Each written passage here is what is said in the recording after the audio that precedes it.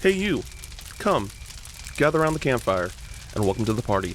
This is Party Chat, a JRPG podcast where we talk about everything that we love in the world of JRPGs and other Eastern titles. I am one of your hosts, Cameron Hawkins, and with me, as always, is my party partner, Kevin Kenson. Kevin, how you doing this week? I'm doing pretty good. We're doing a bit of a late night recording today. Not that anyone can tell this is going to go live when we usually go live. But is this the latest we've ever recorded? No, because remember in the first half of the year, we had to do a lot of night recordings. Okay. I was trying to think if we've Because ever done later than this. Yeah. Yeah, I mean, we might have done. It normally was a few hours earlier, right? But it Yeah. was still nighttime, you know. Oh, for sure. So, but yeah, just because of how our schedules are this week, we had to record on Tuesday night. Oops. But nah, no oops. We're Yeah. busy. Making it I work. got my work event going on, and that takes up the first half of my day, which is normally when we record now. So we had to audible to something different. Yep. But yeah, cool. It was good seeing you in LA for an hour. Yep. In my car, just to get a quick drive. Just a short jaunt from LEX to Little Tokyo. Yeah. And then Which I did see after I dropped you off, you ended up making your way down. I didn't know you were doing that the same day. You got down to the Seventh Heaven experience. yeah, I was definitely going to do it because I didn't know for certain if I was going to be in the city proper on the second day outside of just going to the airport. So, and I had time to kill. So I took the metro train and went down to Koreatown and checked out the Seventh Heaven experience, which was very, very cool. There was some cool merch there. Unfortunately, they were sold out of the aprons, which those are some really nice aprons. When you actually see them in person, it's because when I saw that they were $60, that's how Yeah. much they cost everybody. I was like, $60 for an apron is a lot. It's a lot. But it has a bunch of straps and padding on the back that people were wearing because all the staff were wearing them. Yeah. And then the kind of waistband or the cummerbund of sorts, you can actually put things in there. Yeah. Because people, the waiters had napkins and utensils and stuff in there. I'm like, this is a really cool apron. And unfortunately, they were out, and they said that they were going to restock this week. And I'm like, well, I wish I was in LA this week. But it is still going till the end of the year. And at least as of right now, I'm planning to go to LA for the Game Awards. So we will probably go there again. One final try. And see if I can get this apron. Because I also want to get one for my roommate. Because one of my roommates loves to cook. And so, his favorite game is Final Fantasy VII. So That I would be a really cool wanted get. to That get would be a one cool for get. him. Yeah. Yeah. But I Yeah. did get the tumbler. I got the Sephiroth tumbler. And then I got the churro, the Masamune churro. Nice. So, but it was cool little experience for sure. Yeah. I really like how they did it up. I mean, I already talked in here about my thoughts with it, but I think they did a really good job, especially with the space available. It's not a huge place, and they really did a great job of picking the right things to put in all the corners and spaces they could fit. The walls too are really cool. I don't know if you paid attention, but they had some animations going on some of the walls, so it was faking Yes. outside was Sector 7 or whatever. Yes. Very, very cool. Yeah. It was funny because there was actually someone cosplayed as Sora in there, doing. You could tell that they were filming content. Sure. And I just thought that was funny. I was like, hell yeah, brother. Get it. Yeah. So that was cool. And then I went to the Purple Kiss concert, which for those that don't know is a K-pop group that is unfortunately disbanding that I really like. They decided to do one final tour. So I had to go see them. And the concert was really, really great. It was in the same venue as when I went in January in LA, and way more people this time. And I don't know if that was because they're disbanding or if that was partially because the group did get more popular over that past 10 Probably a months, but combo, yeah. Like, yeah. especially because like you made your way out and everything. Like, if it's a goodbye tour, like people are gonna make that work. Yeah, absolutely. And so it was popping in there compared to the last time. But yep. So that was kind of my weekend, and now I've just been busy working. Oh, did see the Chainsaw Man movie as well, the Resi arc, Yep, I've been and hearing great things. boy was that phenomenal. And I think that again, I don't really read manga. I want to read the Chainsaw Man manga to catch up. Like I don't want to wait for, because I've talked we talked about on the podcast a little bit before with other anime movies. Like I don't like how they kind of keep on releasing arcs as movies, Mhm. and because it just makes the wait for just the general show that much longer. Sure. And so I'm just like, nah. And I love Chainsaw Man that much after watching the first season in the Resi arc, where I'm like, I need to know what happens next. I need to know what the story is because it's just that good. Highly Nice. recommend it. I will watch it eventually. Yeah, I'm probably going to try and go see it again on Friday. And I'm also seeing K-pop Demon Hunters in theaters again on Friday because they're re-releasing the movie in theaters. But you've I gotta seen in support theaters. that movie. Yeah, I gotta Oh support that yeah, movie, just dog. a little film. No one's really giving any money to. Yeah, it's just a Listen, small. I gotta back the brands I rep. You know what I mean? Ah, But anyway, everybody, this is gonna be a pretty quiet week of an episode. There's not a whole lot of news. We primarily of what we've played is we have a dedicated episode 2 that is out now on the feed. We both have played Dragon Quest 1 and 2 HD2D Remake. We have not finished the game as of yet, but we have played all of 1 and a good chunk of 2. And so all of our thoughts there are on the feed or YouTube channel, whichever you prefer. If you've been enjoying the show, please go to YouTube or your podcast service of choice. Hit the subscribe button, youtube.com/at partychatjrpgpod, Spotify, Apple Podcasts, whatever tickles your fancy, and give us a 5-star rating over there. We also have a Patreon if you want to throw a couple of bucks our way.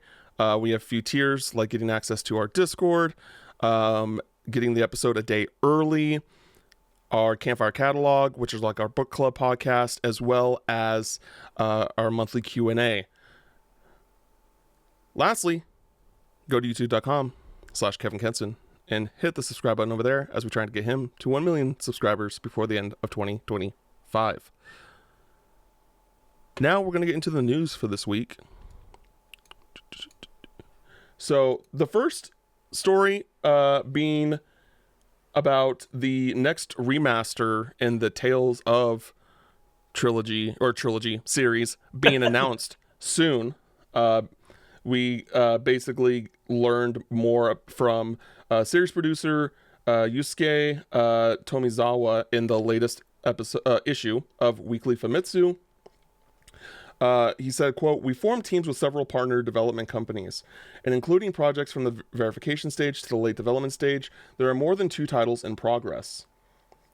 The pace of releases depends on the planning and development status. It could speed up or slow down, but even so, we're hoping to deliver the fans as many titles as possible, as quickly as possible," end quote. So one of the things that he does also confirm in this interview is that one of those titles is Tales of Xillia 2. So Tales of Xillia 2 is coming, which admittedly, like, I don't think it's surprising for us to think that that wasn't a guarantee. yeah, I feel like with Xillia 1, right? It's like, what are they gonna do next? Oh no, I'm saying the opposite, like where it's just like we didn't, even though it wasn't a super well received game, we didn't get Symphonia Dawn of the New World, right? Oh, sure. That's, that is one that they just decided not to do. Not saying that like particularly fans of the series are craving that, but it is a comparable situation, Yeah. but also kind of begs the question of where are we going to go next, right? Because I think the ones that don't really need any sort of remaster, arguably, is like Tales of Zestiria, Tales of Berseria, like the Sure. ones that Well, came out on the PS4. yeah. Everything that's Um, still available via back compat on like current systems, right? Like there's not that much reason to not that we haven't seen similar moves like that before with Last of Us Part 1, Part 1, Part 1, but less likely I think to see those ones because they are currently available and playable on like current platforms, right? Uh and they're absolutely running out of, they've been definitely targeting that kind of later era of Tales games because I'm sure the overall workload is just easier to get those up to snuff and support higher resolutions and keep a 3D look.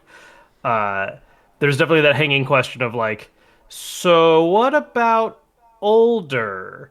Because most of the ones we've been getting are things that come from like the Wii 360, PS3 era. Symphony is really the oldest one from being from the GameCube era. Uh, and so, there's a whole lot of stuff that came out on like the PS2 and earlier that has not yeah, been touched yet. Or at least, well, yes, aside from, yeah, and that's where we kind of get to the point of like, are we looking at a remake? Are we looking at something more substantial than just like a touch up remaster, sure, kind of in the same vein of what we've been getting from the Tales of? And there's also like Tales of the Abyss, right? Because that one did get a port. It got ported to the 3DS, 3DS, yeah. and I've heard it's a plenty good version of that game, but I think that would be like the easiest thing to do next, right? If possible, it's just be like, all right, let's like get this thing that we've already done and just move it to the the modern consoles Sure. and go from there. Yeah, no, I But think of the like leftover ones, Abyss feels easier for that reason. And then as you've already kind of alluded to, right, like Symphony, Tales of Symphonia, I forget the subtitle, Dawn of the New World. Dawn of the New World, Yeah. yeah, Uh, that one did get remastered as well for PS3. So like they already kind yes, of went that distance a little bit there. So not that it would necessarily get a full-blown remake, but I mean they didn't do that for Symphonia either, uh, with the currently available version on current platforms. So yeah, those two feel like the most obvious of what's left. Um, but there is so much more they could tap into for older games absolutely. that I would love to see. And there's been a rumor for quite a while now, kind of in the same vein of a Fire Emblem Genealogy of a Holy War remake. There's been a lot of murmurs about a Tales of Destiny remake, and so who knows if that is a thing. Yeah, Because we're also still kind of waiting for the tale, like a new Tales of entry. Like yeah. it has been a while since Arise. Um, and so yeah, we'll just have to kind of wait and see. We didn't like, just to be clear for our listeners, we didn't reach out for like Tales of Xillia code to check that out because both of us have been absolutely swamped on games. October has been a bit of Uh, a mess. yeah, so just I would just kind of want to lay out those expectations right now, and I would also just go even more far as to say that like when it comes to major reviews moving forward for the rest of the year, probably not going to happen just because we're in the stage of like we need to play the games that we missed or we have other agendas that we need to get to that that's kind of what you should expect moving forward for the pod for the rest of the year for like the next 2 months. Then we'll be back to reviewing more stuff. Kevin, do you have anything else? Only thing I would add maybe is, as far as just like a personal wish, I think Abyss is one that makes a lot of sense. There's a lot of fans for that one. I would love if we got a translation and like update of the Tales of Destiny, because that game already got a remake that we just never got. It was remade and re-released on the PS2 in Japan, and that never Mm-hmm. came here. And the reason why that happened was because they also made a direct sequel to it, Destiny 2, on the PS2, that we also never got. There is a Tales of Destiny 2 in English. It's just they localized Tales of Eternia that way, which just makes things so confusing. Um, but yeah, if I was gonna go for like, you know, kind of more outside hopes, Destiny and Destiny 2 with like proper localizations would be pretty damn cool. Much more likely we're probably seeing like Abyss down the line next, but after Zillia 2, because Zillia 2's, that's for sure next. Yeah. I wouldn't hate it that though that just eventually we get all of them, whether it be in a Everything. remaster or remake fashion. Like, please do. Next story. The PlayStation Portal is seemingly adding the feature to stream games without needing like a PS5 or anything like that. Just like natively Yep. from just the device. According to a Reddit thread post by the username Get the Wets on Thank you, the Reddit. PlayStation Portal subreddit, there was a new feature that is listed on games found on the PS Store when using the PS app. Specifically, the message reads, "quote buy this game and then stream and play instantly on PlayStation Portal or PlayStation 5, only with PS Plus Premium." So that is the one big asterisk there, is that you need PS Premium to use this feature. Yeah. Since then, that has been removed. Like it's not Sure. shown on there anymore. So this is just like a potential feature that is going to be updated to the device at Yeah. a later date.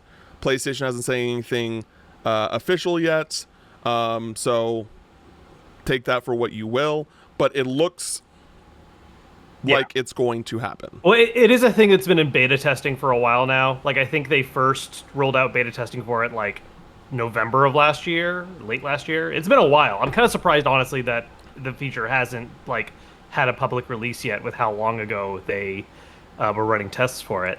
Uh, but it'd be cool once it gets added. It's one of those things where I feel like the actual real use cases for it is more limited than you might think, like when first hearing it. But at the same time, it's also like, shouldn't this just do that, like out the gate? Like, I like the Yeah. portal and I do use it. I was even using it for when I was reviewing Dragon Quest One and Two. I did. I had the PS4 version and was just playing on the portal. Uh, but it's one of those features where it's like, really, the portal doesn't have the functionality to like do that yet. Like, it just feels like something that should be like a core aspect of how that operates. So it'd be Yeah, cool. I absolutely agree with you. I also love my portal. Like that was something that initially I was just like, yeah, I'm not about this. And then I got my hands on it and I was just like, this thing looks goofy, but man, this is like I really enjoy this experience.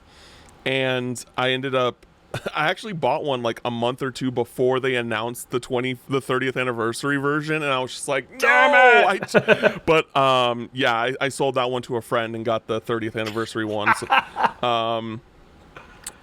what? Someone, I had a friend that wanted to buy it, so I sold it. And I don't use it as much as I would like to, but I still really enjoy it, and I do think that that is a feature that should have been a part of it from the get-go. And I think that once this finally comes out, granted, you need a PlayStation Premium Yep. subscription, and that's tough. That's That's tough. tough. Yeah. But I think that that would justify its arguably pretty pricey price tag, even before like things got more expensive in here in the US. Like, you know, it's that's still Yeah. that was still a tough pill to swallow when I did pay for it. And but with this feature, I would be like, yeah, absolutely buy this. Yeah. Like, if you're cool with paying the premium subscription, absolutely. Yeah, I think the neatest thing it honestly opens up is the fact that so one of the things you couldn't do with the Portal is daisy chain stream playing. And what I mean by that is you couldn't like remote play your PS5 and then pick like a PlayStation Now title to play, which for the most part, who actually cares? You can just install the game natively and you're good to go. The one exception to that, PS3 games. PS3 games can only Yes. be played via PlayStation Now. So that was something you could never do with the Portal, that this would open up because now you're just directly streaming to the Portal. So if there's like that back catalog of PS3 titles on the PlayStation Premium like list that you've been wanting to play, that's actually a pretty cool specific use case for the Portal. You need to be someone in 2025 that wants to work on a PS3 backlog without using a PS3 directly, but there you go. There's an extra use. Yeah, and I do think that like the PlayStation Plus or premium catalog is really great because there are a lot of games that are on that catalog that like aren't on other subscription services, right? Because they were either PlayStation titles, like first party titles, or they were exclusive to PlayStation platforms. They never like got a port or something like that to other consoles. And so I I think that premium is like worth it as long as you are actually using it. So Sure. it's one of those things where I don't know how much I will use it, like use it to stream natively without using my PS5, but it is still a really good thing that is just coming, seemingly coming in general. Next, we might be getting a demo for Metroid Prime 4 Beyond. Uh, a Twitter user that we've referenced before on the show, Peer485 underscore, um, shared a rating of the demo by the USK, which is the German rating board. They rated it back in March 27th of this year. And, you know, normally getting a rating for a demo is very uncommon. And so that is weird. And it's also worth noting that the game was featured at Gamescom. So maybe that is what that was for. But it could also be a situation where Nintendo recognizes that Metroid is a relatively niche first party IP for them, and they want to release a demo to get more people on board with Metroid Prime 4. And this is also, it's worth noting, it's the first time the USK has rated a demo from Nintendo. So it's interesting, it's odd, but we really don't know. So we'll probably have to wait probably in the next month. Like if we don't hear anything by the end of November, obviously, Yeah. then it's likely that there probably won't be a demo. Yeah, or at least one that isn't like right before launch or something. Nintendo Yeah. has a decent track record of doing demos for their first party stuff if it's not like the big release, which Mm, Metroid kind of goes in waves where it's like, yes, Metroid is big, but amongst its fandom, like it has a very specific audience. Um, and so like, they did demo for Metroid Dread. They've done demos for some of like the spin-off games. Kirby Forgotten Land had a demo. So like, they did one for Donkey Kong a month ago.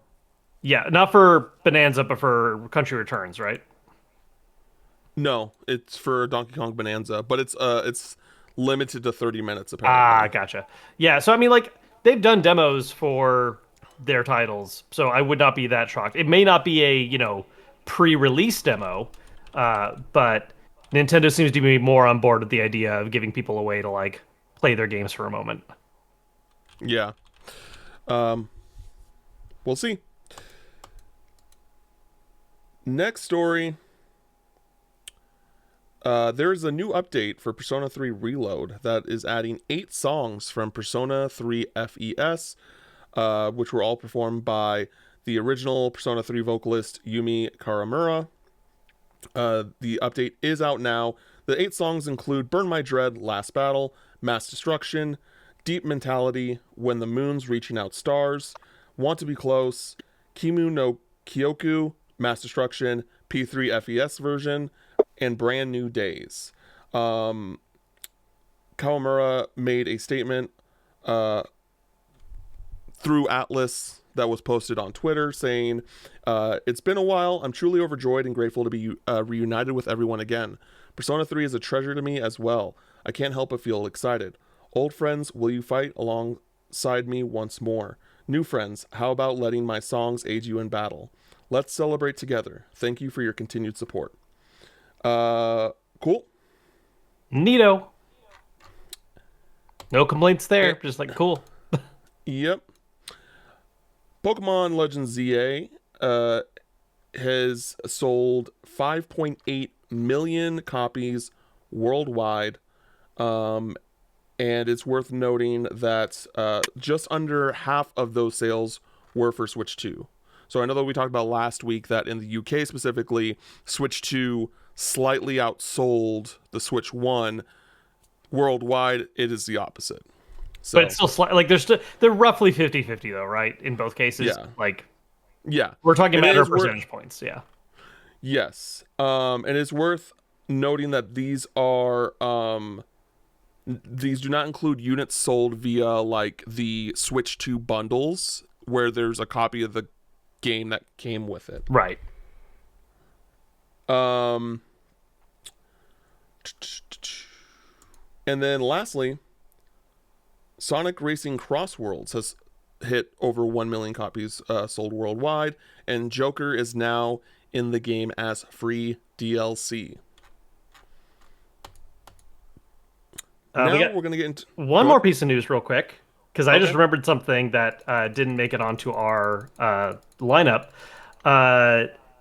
I forget if we talked about this, the new Chrono Trigger orchestral arrangement they're releasing. Yes, I'm so glad you said something about this. Okay, yes, let's talk about this, because this is really interesting, actually. Yeah, because, I mean, have you seen the same conspiracy theories that I've been seeing? Yes, yes.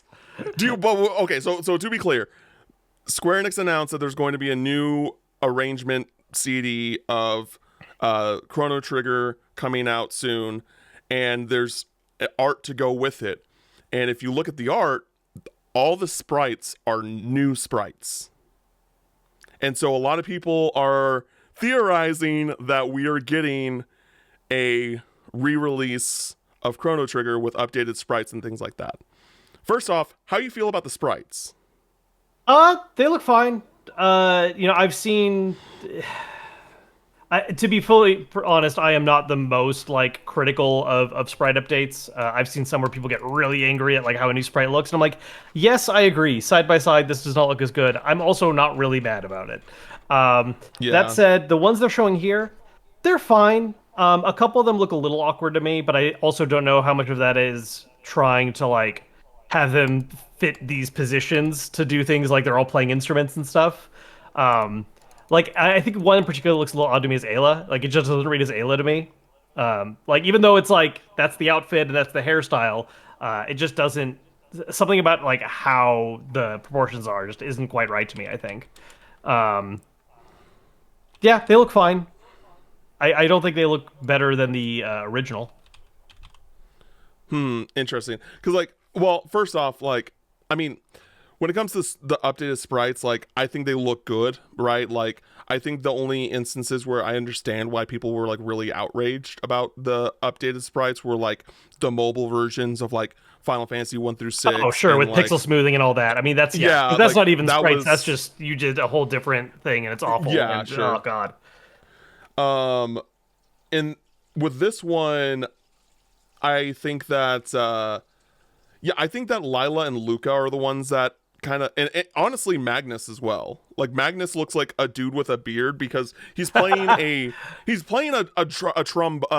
baritone or like or a tuba, I'm not sure which, and so it looks like he has like a mouthpiece on his mouth, but it looks like so it looks a little weird. Yeah. But these look notably different sprites, right? Like, Frog looks darker green. Yeah. Magus looks like his hair looks darker Yeah. blue. Some of Robo's details are different. Like the Yeah, centerpiece of his exactly. armor is a little different. Yeah, and so it's definitely new sprite work. And so that leads to the kind of the conspiracy theory of, okay, so did they make these sprites specifically for this cover art, or are they repurposing sprites that came from another thing? Which is all that hopium out there for some kind of new Chrono Trigger project to come out.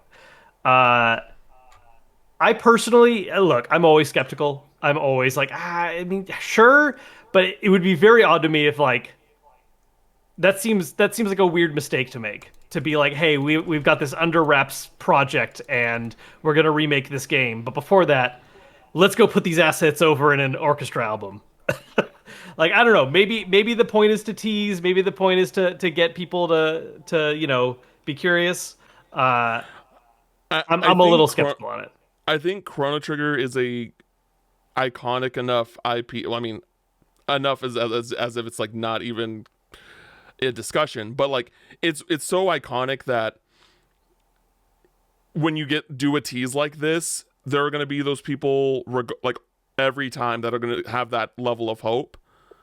Yeah. And if it happens, then they're gonna be like, "Oh shit, it actually is happening." If it doesn't happen, it'd be like, "Oh yeah, that makes sense." Because when does Chrono Trigger do anything? Like, you know what I mean? Sure. Like, Sure. When does Square acknowledge this game?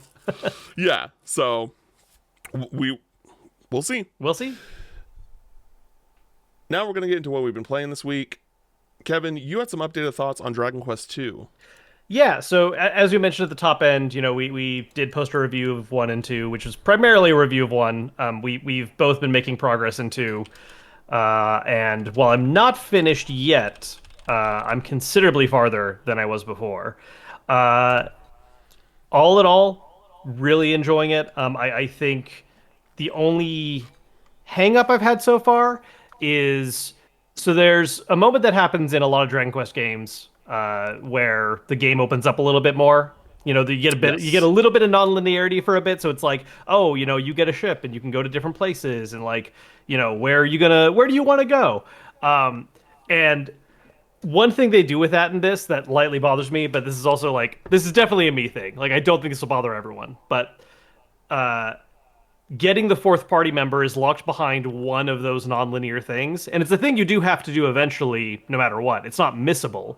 um but it's like there are so many different things you can do, and there's a part of me that's like I would love to just get that party member as soon as possible so I could then like have them for the other events and see if they have dialogue specific to those events and that kind of thing. um and I ended up doing that like kind of last out of a list of things I could do at this point of the game. uh and so that gives me like the tiniest bit of salt. Mm, But it is like a very specific niche complaint.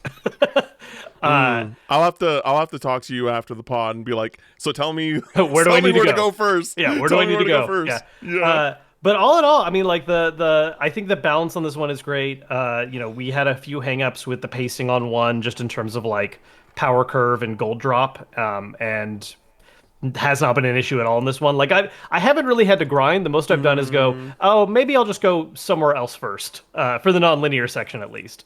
I really haven't mm, had to. I haven't done any metal slime farming. I killed like a couple just by luck because I ran into yeah. them. Um, but yeah, the pacing and the XP curve on this one feels really good. Um, and yeah, it's just been a fantastic experience so far. Interesting. Yeah, I definitely want to talk to you after the pod because I don't want to talk spoilers. Because I do feel like at the point that I'm at that you talk about where like things really open up and you have like multiple different objectives you Yeah, can kind of go to and you have your free reign. I tried to like I played with that a bit, yeah. and you definitely get to like certain points where it's like, oh, I am not fit for Oh, this fight. no, for sure. There are some places you can go that are like, you should not have come here, not Yeah. today. But as far as like the things for progression, like some are definitely harder than others.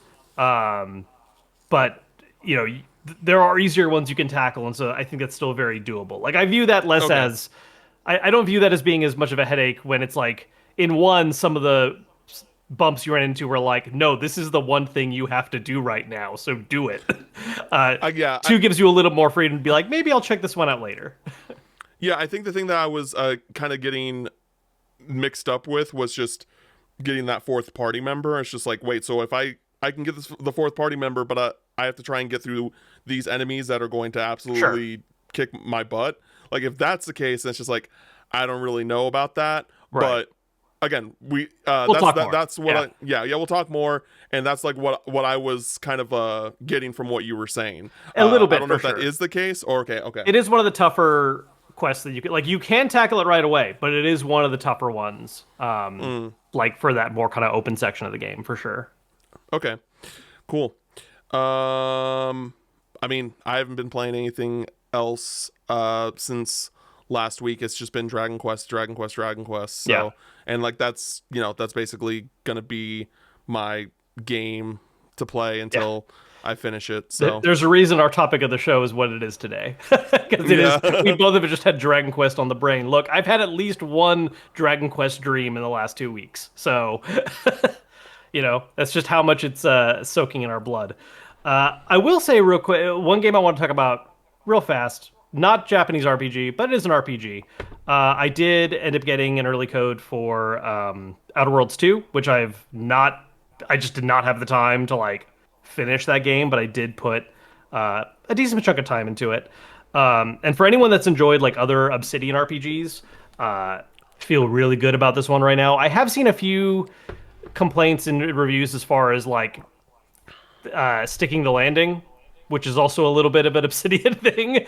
I feel like it tends to have really good like early and mid sections, and then usually by the end it's just kind of like like this was so close, and then just we didn't get that send off quite right. But I've absolutely been loving like the opening parts of the game. The RPG elements are fantastic. I think one of the things that's really cool about it is that it heavily emphasizes giving you options based around like how you want to build your character, and there's so many different ways of like solving situations, some of which are definitely like easier or the smartest route to take, but it really lets you kind of like inhabit the kind of character you're trying to make. So I kind of challenged myself a little bit and did a dumb thing where normally I make a character where it's like I'm very get around problems. It's usually like, okay, I want to be like stealthy and I want to have like lock picking and whatever. Um, I decided to basically make Ichiban, where I took a hindrance called dumb that locks out a number of skills. I get to pick what the skills are, and I just locked myself out of all that kind of shit. Like, can't Okay. lockpick, can't hack, can't do any of that. I'm just really good at hitting things, and I'm charismatic. So I'm just running around talking my way through stuff, and if I can't, then it's just like, well, here's a big two-handed weapon, and let's just get it done. Yeah. And it's been really funny because also by taking the dumb hindrance, I've gotten a whole bunch of like special dialogue options, some of which actually have like solved problems because someone will just be like, "Oh, you're not. Oh, okay, you're fine." Like I did a quest where you had to like basically do a thing, and no, depending on what you do, you'll piss off one of two factions because they both send you to like go do something, and then you pick which one you want to do.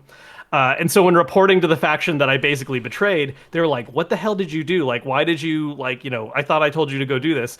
And I picked the dumb reply that was like, "Well, I just, I went to the thing and I hit the button and like that's what? Is that not how that works?" And they just go, "Oh, you're not.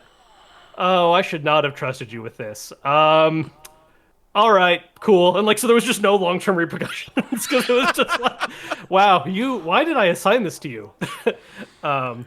But yeah, just lots of really fun little role playing moments like that I've been enjoying with it. So I'm not super deep into it. I've basically just got to the point where I think I have all the companions, or maybe I'm like one shy. Uh, but yeah, I've like just gotten to like the main meat of the game, but it's been pretty cool. Yeah, when it comes to just pure role playing and the systems that come into play with that, like no one does it better than Obsidian, Oh, in Obsidian's my so good on opinion. that. Yeah, no, they Like are it's just within the Western RPG space. Like they really I think knock that stuff out of the park. I mean, especially with like New Vegas is always the really big popular example people point to, but even like the Pillars games, yeah. Tyranny, like real good stuff. Yeah. Yeah, and like I've saw like some really funny stuff where like if you look at the sun too long, you can get a perk where like your vision's impaired for forever, Yeah. but you get a There, bonus. there's a Just bunch. like, how do you think of these things? There's It's a so bunch of hidden cool. perks you can get that have both an up and down side, and it's based on how you play the game. So, like, yeah, there's the one for Staring at the Sun. If you walk around crouching a lot, you can unlock an ability called Bad cracky knee, knees or like something like yeah, like that. bad Yeah, knees, where you can move faster while crouched, but every time you swap between crouching and not crouching, your bones make a loud cracking noise that enemies will notice. So you have to that's like never amazing. stand up when you're stealthing around people. Uh, I've gotten a few of those that some of them were really good. What was another dumb one? If you skip dialogue a lot, you can get an option where you just randomly pick dialogue options, but you get Yes, some other like yes. special bonuses for it. It yeah, there's a lot of really cool trade-off ones like that too. Yeah, they have a lot of fun with their games, which yeah, so good times.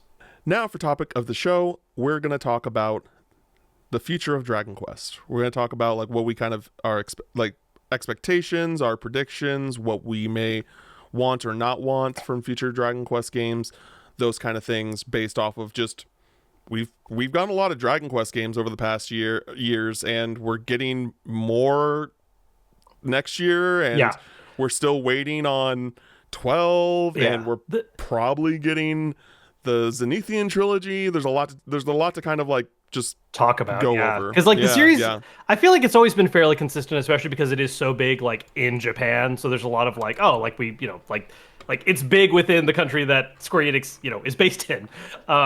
But it does feel like the last couple years there's been a really like even heavier push between all the HD 2D stuff going on. I mean, we're gonna see 4 of the 11 mainline games remade in the span of like a month, a year and 3 months. Yeah. Between 3 HD 2D, 1 and 2 HD 2D, and then 7 is coming out like right at the start of next year. That is bonkers. We got a new Monsters game as well. Was that last year or the year before? I can't remember actually right now. That was 2023, Was I that three? believe. Okay, yeah. But like, Yeah. there's It been was a lot of December releases. 2020. It was like December 2023. Yeah. Cuz I remember I was at my old place when I got a copy of that game. So, Mm-hmm. um but yeah, I think that there's a lot to talk about. I think that because the thing that you're talking about how there's just such a big push coming from Square for Dragon Quest now, and I think they like kind of have to, right? I think we're at this point now in gaming where, not saying that every game needs to be a multi-million unit seller for Square, because that just doesn't happen. But that is one of their tentpole Oh franchises, yeah, and because of how the game industry is now and just how expensive it is to make games and all of those factors, they kind of, because historically they've been really weird with Dragon Quest, right? Like one four were like the two of the older generation, the classic generation of Dragon Quest. Those were the only two that got a US release initially. And then, after that it was we got them, but it was still like a weird space where they just didn't really give a big push out in the US. And then they like just remade 1 through 6, but then it's like, oh, it's only on mobile. And it's yeah, just like, no one wants to play Dragon Quest on mobile. Like, no one wants to do that. yeah, And then they ported the first 3 to Switch, and it's like, cool, that's dope. When are you doing 4 through 6? Because they're only on the DS, right. and they're like, anywhere between $125 to $250 per game. Yep. If you want like a new copy of Dragon Quest 4, 5, 6. I know because I did that last year. I Oof. did that last year.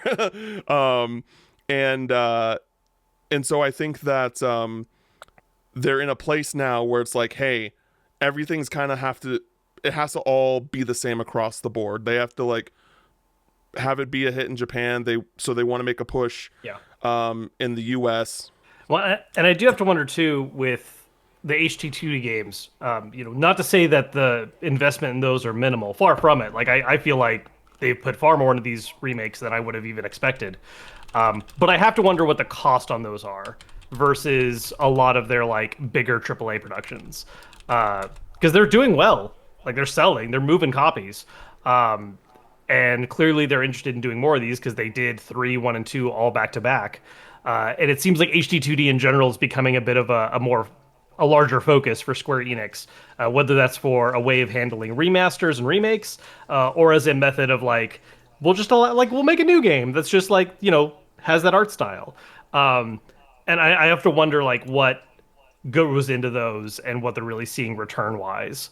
Because I have to imagine like even though they're not doing as big a numbers as like the real big tentpole releases, the cost has to be a fraction. I imagine they're making more return on some of these HD2D projects than they are in like 16. Oh, definitely, Yeah. 100%. And to put some perspective, Dragon Quest 3 has sold 2 million units as of December of last year. So within 2 months, it sold 2 million units, Yeah. which for most JRPG companies, 2 million units is considered a success, or like, Right. like, so I think that it's probably close to, if not has already surpassed 3 million, and they just haven't said anything as of yet regarding it. And so I would probably expect Dragon Quest 1 and 2 to also reach around that number by the end of the year as well. Because I mean, like, I'm not trying to say like, oh, which of the two games are better or anything like that, but like, I think these games are just like equally phenomenal games that like everyone should pick up. Yeah. And so I think that the expectations are going to be similar and they're going to be met. And yeah, I do agree that I think that this is like more of a monetary win for them, especially over time as Dragon Quest kind of gets more and more popular. Yeah. Because they've been pretty good about like not lowering the price of the games too much. Like I think the lowest I've seen them is like maybe 30 over the past year for Dragon Quest 3.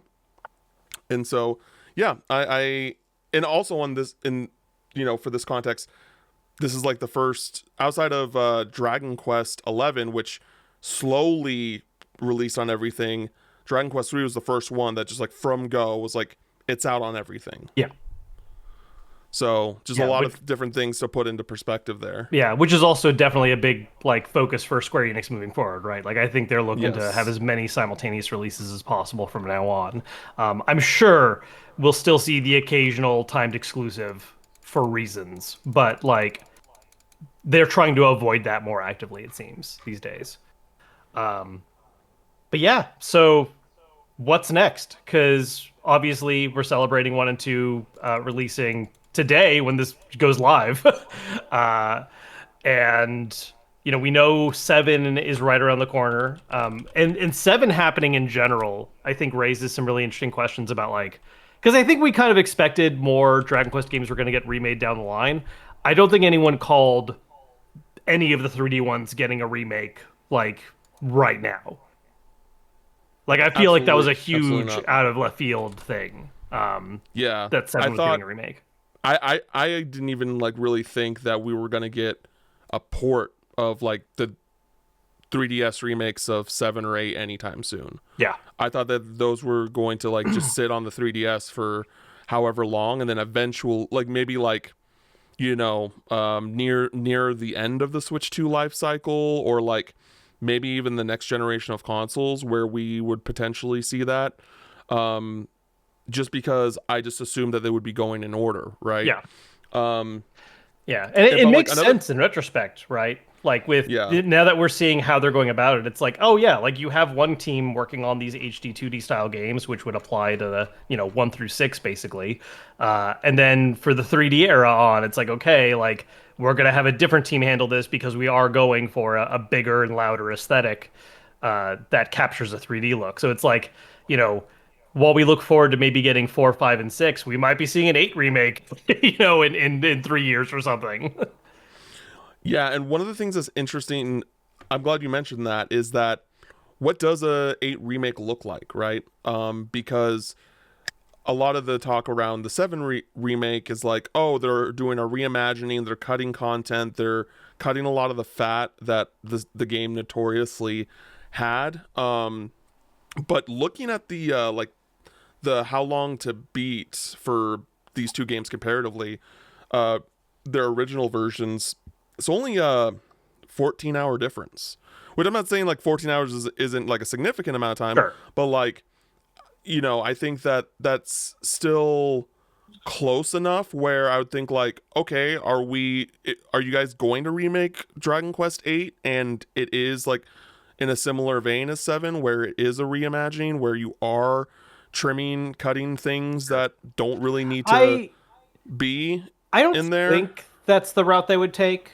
It's entirely possible. Sure. Like maybe that's the move just for the 3D ones moving forward. I think a large thing with 7 is that it's not just the total runtime, it's also just how that runtime is used and how it's paced.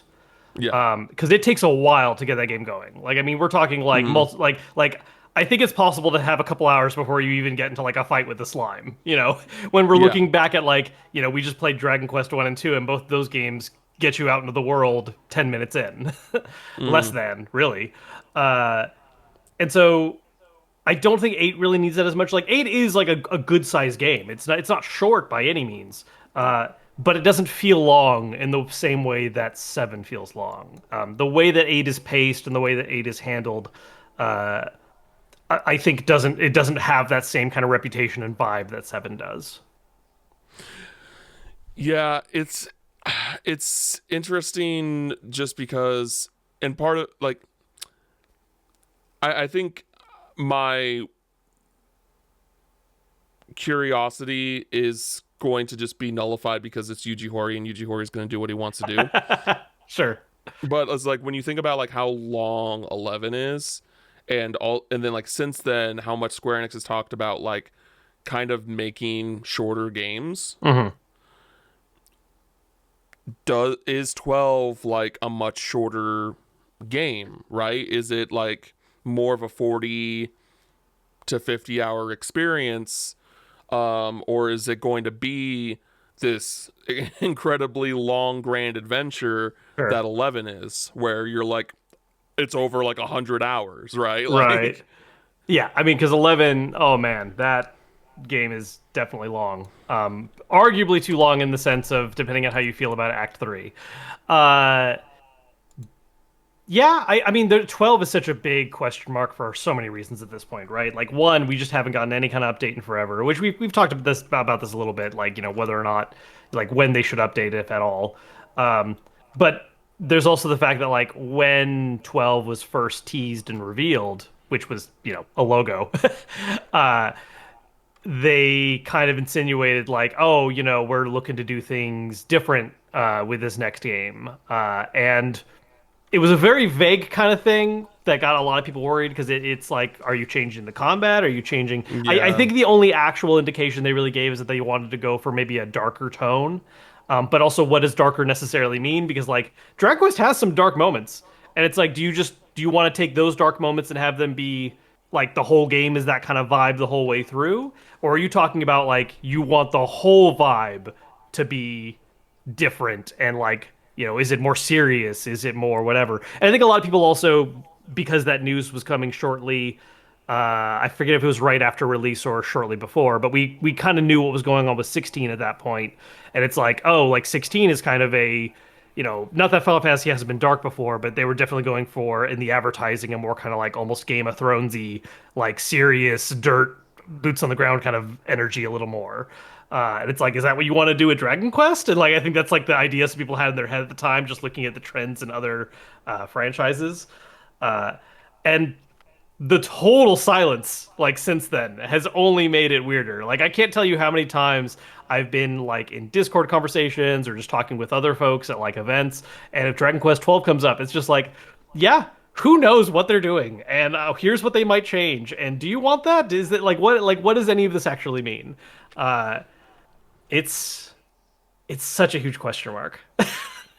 yeah, and it's tough too because like it's interesting because I don't feel this way, but I think that general consumers and just like general trends feel this way. That like I personally think that Square is looking at like Final Fantasy VII Remake in a similar vein, probably not like a one for one, but in a similar vein as if they're releasing a new Dragon Quest, versus like the HD 2D remakes, Sure. which I think is just like, yeah, they're releasing them. They want them to do well, but like because it's like 3D, because it's more like modern graphics, like Yeah. I think that a lot of people are going to see this as like, oh, this is like a new Dragon Quest experience in a different way.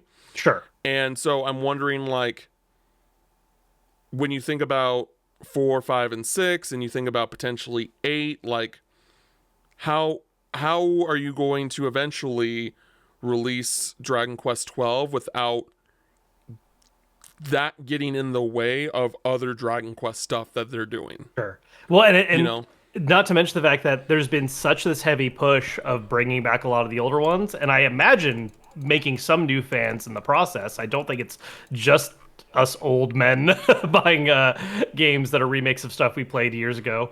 Uh, it's almost like there's this saturation right now of like what Dragon Quest is, especially the ones we're getting, like 1, 2, and 3. I mean, that is some classic vibes.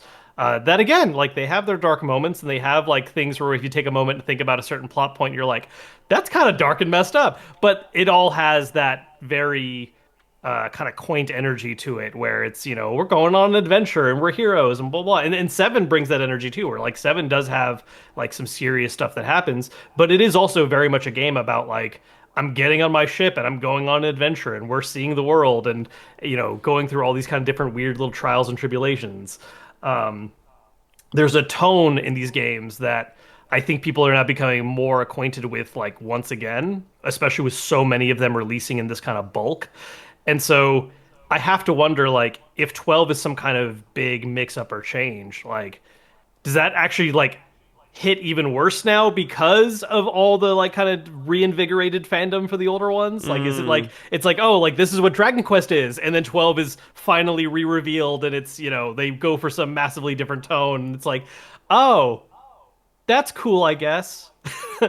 Like, I feel like it's almost harder to reinvent it with how much they're like soaking in the nostalgia of the older ones right now. yeah, I think I don't think it'll be that big of an issue. Like because I think that one, there's very few people that are like me, that I'm like, I'm trying to play through all of them. I'm trying to play through all of them in order, like that type of thing, and get that experience, that the experience of the series that way.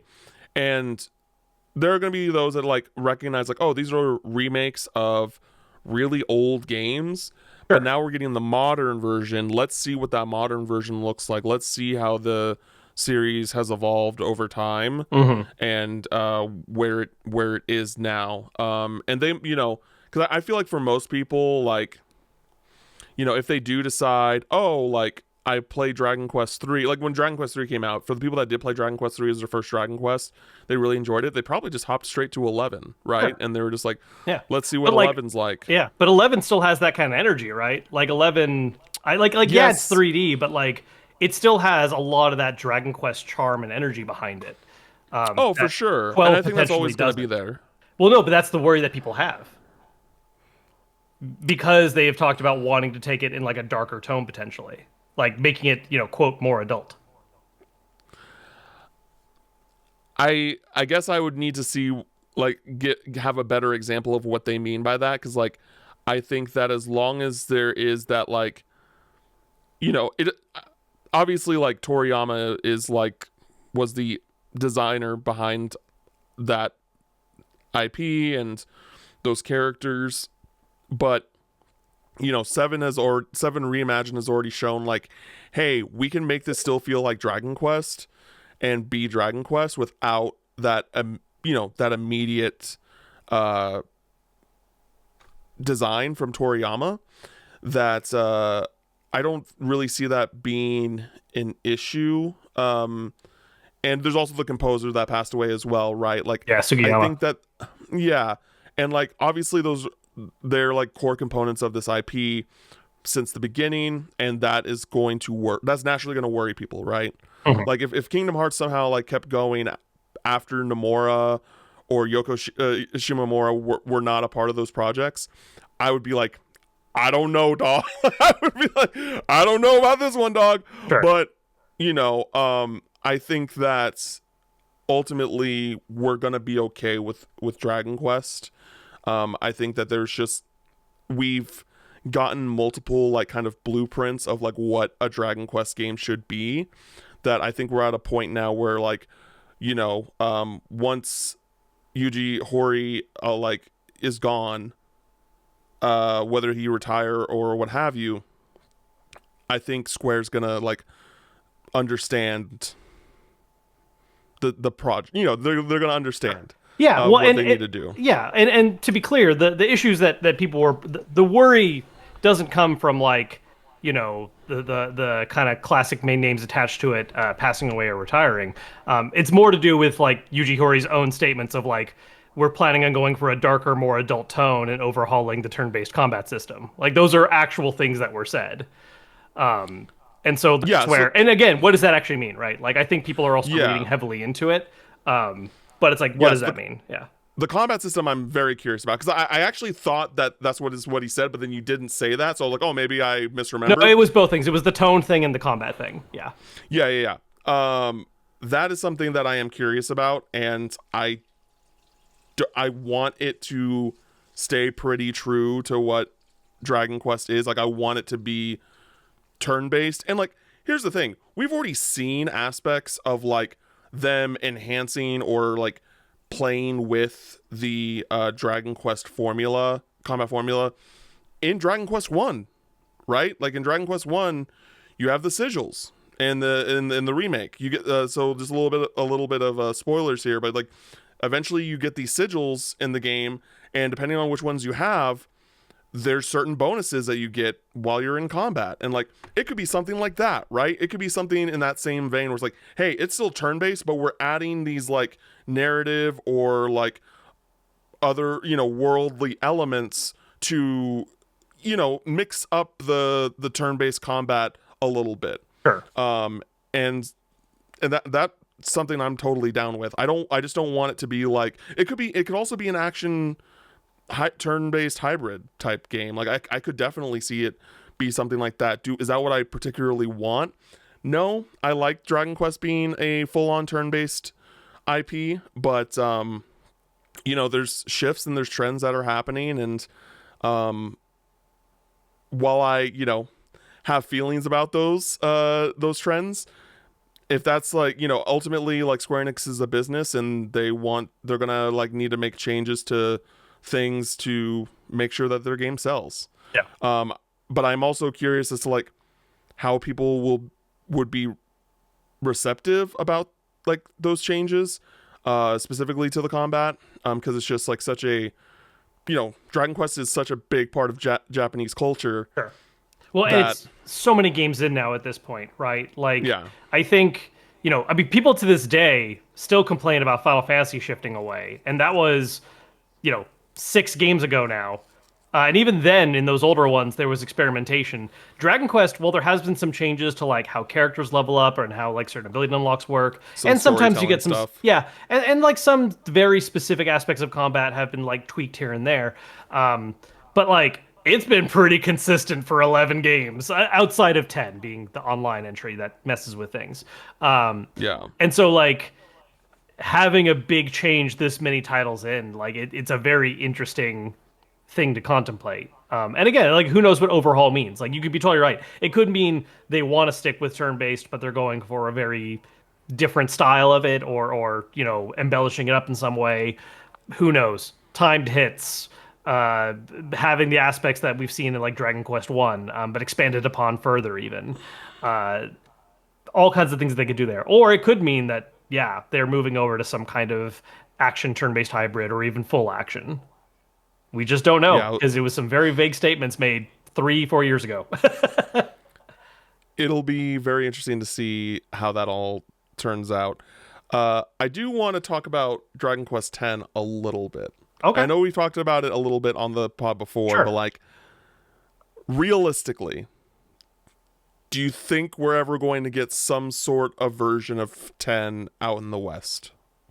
Whether it be like an offline Sure. version Or some where kind you of can retooling of that content. or yeah, and then like they do all the expansions as like DLC as they like slowly like localize it all Sure. out west, cuz like I understand like why they made that Japanese only, especially with like how successful 14 has become and stuff like that, but like I still really want to experience that. Sure. I'm really Especially curious. since it's like the one game you can't play, right? It's like Yeah, the 100%. one in a main line.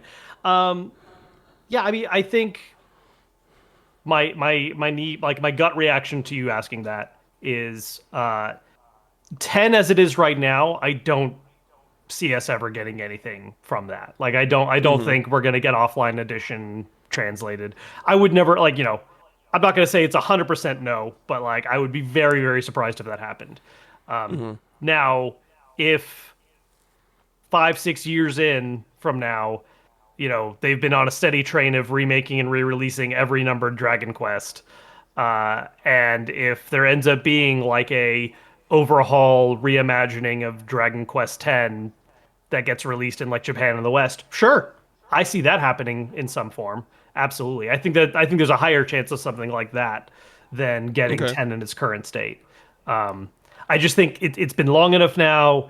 I'm sure that's also just a lot of content in general to try and adapt, and I almost feel like the window's missed a little bit for that game at this point. Um, that's just how I feel about it, at least. Yeah, I think I agree with you. I think that if I had to bet money on it, like what would most likely happen is that it would be like a reimagining type version of 10 where it's like, hey, here's the base game like this, and then like the expansions, right? We're just gonna retool all yeah, that as like separate yeah. DLCs for you to play or later. or even incorporating it into the overarching structure to some extent. Like I think of this would be a much That's bigger. I realize this would be a much bigger project in general, but yeah, I think of like what they're doing with Octopath Zero, right? Where that is sure. repurposing a mobile game, and they're cutting a lot of things out and repurposing and like making it fit in this new single player story arc kind of structure. But it is using that mobile game content as building blocks. And 10 would be a much bigger endeavor for a lot of reasons. Amount of content and style of game, etc. But that is what I kind of imagine is like, oh, what would that look like? Yeah, my thought process with that is just like if incorporating those things into just the game from start, like they would need to stop releasing expansions, and they're True. still doing that, right? Fair. So like I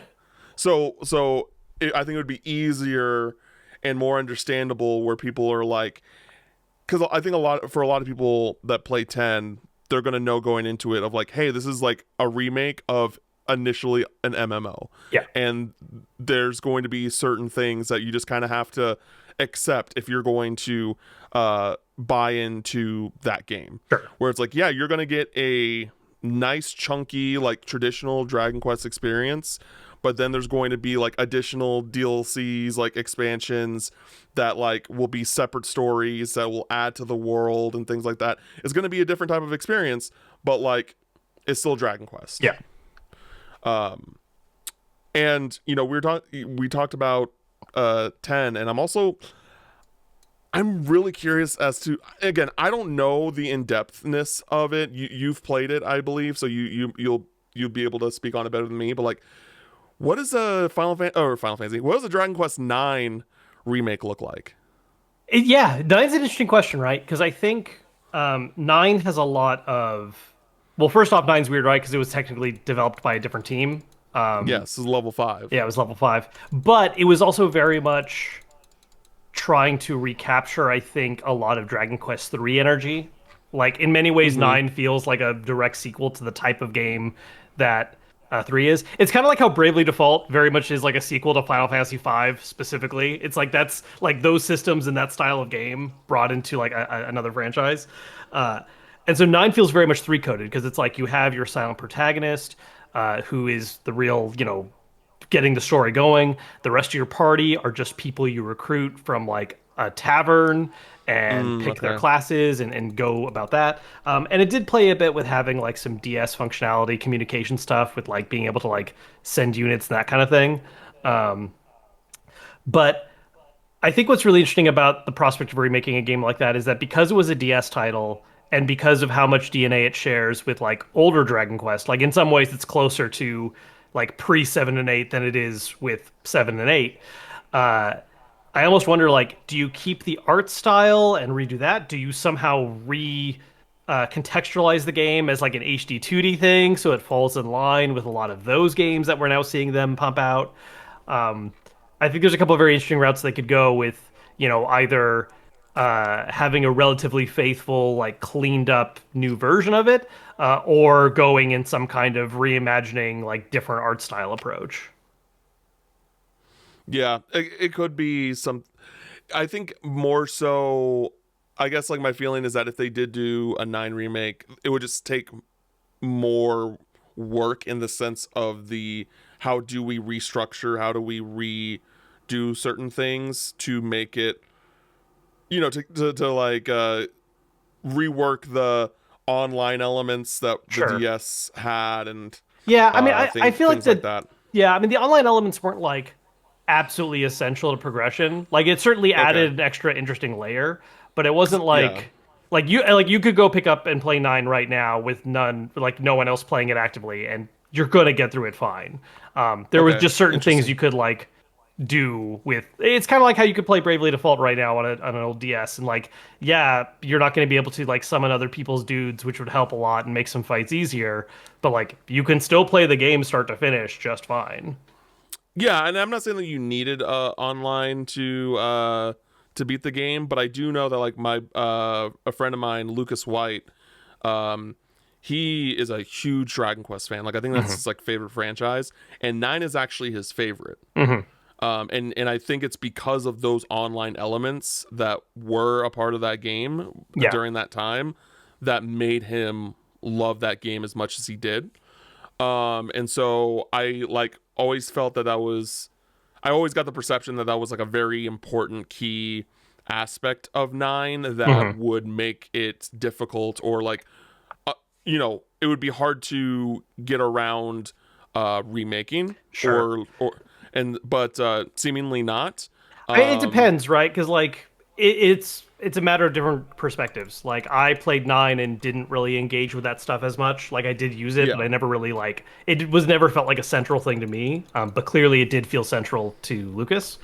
Uh, and so it's like that kind of is part of the conversation I'm sure Square has to have, right? Of like, what exactly are you trying to remake out of this game? Like, do you just want to bring the core story and content and like gameplay mechanics over, or do you want to recreate that online, kind of pseudo social experience as part of it? Is that important and something you want to try and bring over? Because that does change, the workflow certainly. yeah, I'd be interested in seeing what that looks like, because by the time that would hypothetically happen anyway, I will have played Dragon Quest 9. So Yeah, I think nine's very far out. I feel like we're, as far as other remakes and things in the near future, I think Zenithian trilogy, right, makes the most sense. Get some HD yeah, 2Ds for 4, 5, 6. I think, you know, 8 would make sense to me to happen before 9, especially because we're getting 7 and like they're from a similar era at least. yeah, I don't know what an 8 remake looks like entirely. I mean, I know we touched on that earlier. I feel like it doesn't necessarily need a total reimagining like 7 did, but maybe they want to do the doll aesthetic again and incorporate that in some way. Um, or go for another like different art style kind of remix on it. Uh, I think that's one of the most interesting things about this is that because visual has been such a core part of these latest remakes, whether that's doing the HD 2D look for the older pixel ones, or this doll aesthetic that's happening in 7, it's like they're really playing with the visual elements of the game and not just sticking with like safe upresing. Or even in the case of the pixel ones, doing like a pixel remaster approach like they did with Final Fantasy 1 through 6. Uh, it's like, what does that mean for games like 8 and 9? Like, do you just do clean those up, or is there that other approach you can take with it? yeah. And that's the thing that's actually interesting about when we get to 4, 5, and 6 is that 4, 5, and 6, all of the remakes of those, which just being the DS and the mobile versions, like the mobile versions, we well actually I believe for 4, 5, and 6, they are like basically updated ports of the DS version, if I remember correctly. That would make, and so make sense, yeah. yeah. And so like all of we haven't really gotten an updated 2D look for 4, 5, and 6 at all. And I definitely think that would be the route that they're going. And it's kind of interesting that they're kind of like, it's not like that they're going backwards, but they are like, they would be making a shift, right? Because 4, 5, and 6 were like 3D, like they played like the 2D, the first 3 games, but they had the 3D aesthetic, kind of like, think of Pokemon Brilliant Diamond and Shining Pearl. If you've played those games, that's kind of like how the Zenithian trilogy looked and played on the DS. I assume 9 is similar with Level 5 being a DS game. Yeah, no, nine has a similar aesthetic. Yeah. Okay. Yeah. So I'm curious if that they would do that shift to 2D, HD 2D, which I do think they're going to do, and what that would look like, just because that's like such a big shift for those games specifically. And then also, like, does 9 go the 2D route, or do they go like follow the steps of 7 and 8 where it's 3D? And that would be a major shift that way as well. So there's a lot of kind of questions as to how those games would hypothetically turn out, because I think we're on the same page that outside of like 10, which is just kind of a big question mark. Yeah. Square is going to remake all of these games at this rate. Yeah. And so it would be interesting to see how that happens. And I want to talk about the spin-offs, because I think that there's some spin-offs that, like, I'm curious as to we haven't gotten like a new entry of yet. Like, sure. Where's Builders 3? Like, Builders 2 was highly beloved. Like, people said that Builders 2 is like not just a great Dragon Quest spin-off, but one of the best just Dragon Quest games, period. And so I'm really surprised that Square did not like kind of take that and run with it, and we've gotten a Builders 3 by now. Yeah. Because what was the gap between? It was a pretty short gap between Builders 1 and 2, right? Like only like a few years, like 2 or 3 years. Yeah. Let me double check that right now. So Builders 2 was in 2018 in Japan. 2019 in the US came later, and then the first Builders came out in 2016. So yeah, I mean it's literally like a 2-year gap for those games. And then that was now 7 years ago. Dear Lord, what is time? Like you're like I can't, like, oh God, everything that is like 7 to 12 years ago, that's like the sweet spot for me to be like, what do you mean time flew by that fast? Yeah, that's actually wild that we haven't had a new Builders in that long now. Because outside of Builders, what are the other like major, like we got a new Monsters, which there's Monsters, like, we got a new one. I know they did some Mystery Dungeon games. I forget how many of those actually came to the US, but also Mystery Dungeon's weird because that is like also its own thing, and they just were doing collaborations with different franchises for a while. And see, the Monster series is like, so the Monster series, I want to say, like, I don't think they need like remakes per se, but like I would love if those were like NSO titles. Yeah, or like just a collection, right? Some kind of like, give me a bunch of the older ones, just a way to play them. Yeah, I agree. Yeah, because because not a lot of them, but some of them like never even came out in North America. Yeah. Like there was Dragon Quest Warriors 1 and 2, which both came out on the Game Boy Color. Yep. And then there was Dragon Quest Monsters Caravan Heart. Yep. Which only came out in Japan. Yep. GBA. Then there was Joker 1 and 2, which came out on DS out here as well. And then there was we're not talking about the mobile games. And then there was Joker 3, which was a 3DS game that did not come out west. Yeah. So there's like 3 or 4 that we just never got, and I wouldn't hate if they were like, "Hey, we're going to do the first Monsters trilogy Game Boy Color, Game Boy Advance collection out now, and then they do like trilogy, you know, have those out as well because I do want to play those games. Yeah. Um, and then there's the Mystery Dungeon series, which are apparently a series of like roguelike video games.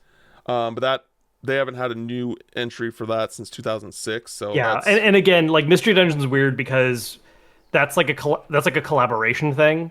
yeah. Because that's not like that wasn't Square making those. That was in collaboration with I don't know if it was Spike Chunsoft at the time, but that's who makes like Mystery Dungeon games. Like that's why we had all those Pokemon Mystery Dungeon games. We haven't really gotten a new one of those in forever, outside of like they remade one of them I think a year or two ago.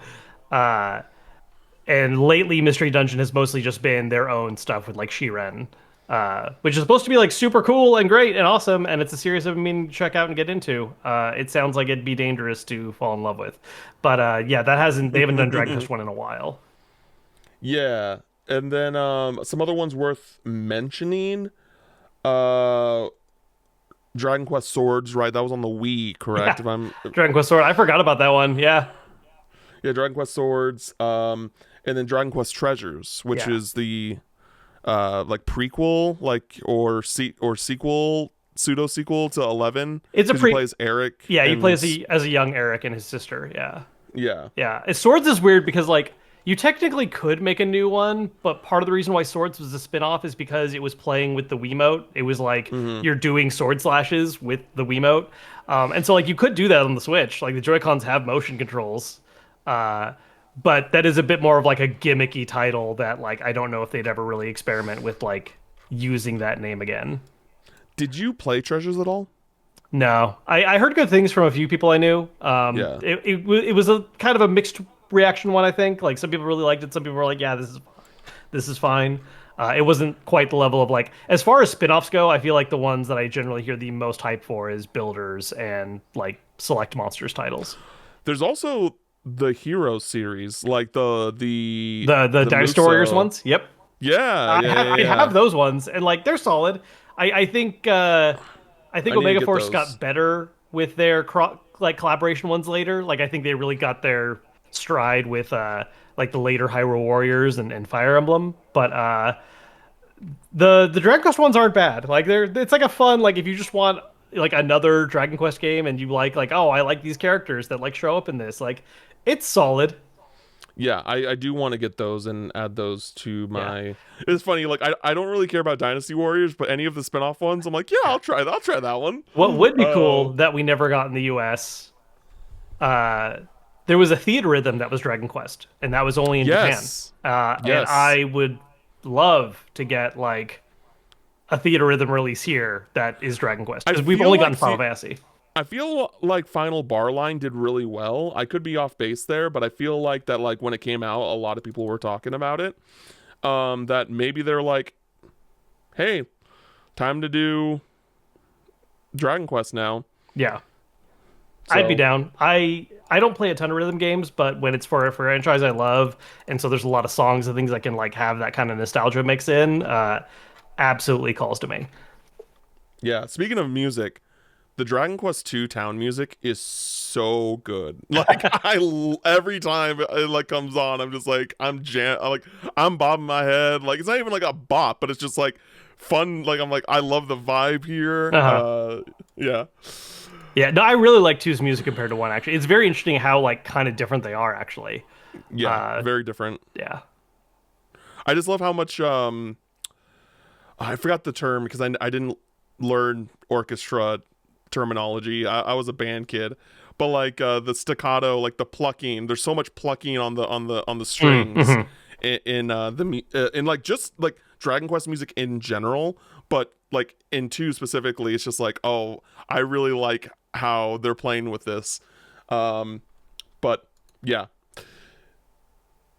is there anything else that we want to talk about regarding Dragon Quest before we wrap things up? I think the only thing I can think of, and I don't even know I have any actual like specific answers here, but you know, on the topic of spin-offs, are there any? You know, obviously they've messed with a lot of like one-off spin-offs before, or at least limited Mm-hmm. time ones. Like with Treasures, like with Theater Rhythm. Um, is there like another just random genre they decide to slap Dragon Quest on that we don't have right now. I mean, they've done it before. I just don't. I believe it was a mobile game, but a tactics game would be cool. Yeah, one of the mobile gotchas was a tactics game. Yeah.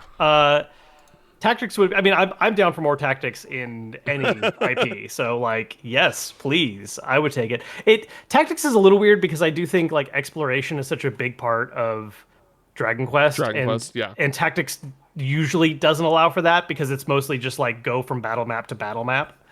Um, but there's probably a way you could make that work. Smarter men than me can do this. Yeah, no, it can it definitely happen. It can Yeah. definitely happen. But no, I don't like. There's nothing that I can really think of that would be because Yeah, like again, I think Dragon Quest like has such specific rules that they follow, like a silent protagonist. I'm not saying sure. that you can't go to different genres because of a silent protagonist, but when I think of like Persona and like all of their spin-offs, like I don't really see those spin-offs, those kind of spin-offs working for like Dragon Quest. Sure. Yeah, I wouldn't Because want there's like like certain aspects that you expect from Dragon Quest, like certain boxes that you check that like Persona like has more flexibility for, while Dragon Quest it's a little bit more uh placed in a box that it's harder to like get out of in a sure. way that makes a lot of sense. I would say though, like a cadence Dragon Quest style game Oh, would be so good. I mean, Like, yeah, that falls under like in general having like a cool rhythm title, right? But that is a very distinct, but that unique would be form of yeah, that would be really cool for Dragon Quest. I just think that the thing that would suck though is that like again, Dragon Quest is turn based, so you need more action based type game for that to work. Unless you just revamp the combat completely. Sure. Which is fine because like Cadence basically did like it was literally just like, Yeah, and hey, we're taking Crypta the Necrodancer and Zelda and literally mashing them together perfectly. So yeah. it's a side game. I think there's more room for forgiveness and like Oh, for experimentation sure. there. Like it's not, it'd be one thing if like Dragon Quest 12 was a rhythm top-down action game that would throw some people off. But if it was Yeah. like a side game and it was, the Cadence of Hyrule style gameplay, I wouldn't be mad at that. It's a side game. They can do what it wants. Yeah, that'd be cool. All right. Kevin, do you have anything for the people before we dip out for this week? I do not. All right, everybody. You can follow me on socials at CamFinalMix, and you can follow Kevin on socials at Kevin Kenson. Thank you so much for listening to this week's episode. And until next time, we'll catch you later. Later.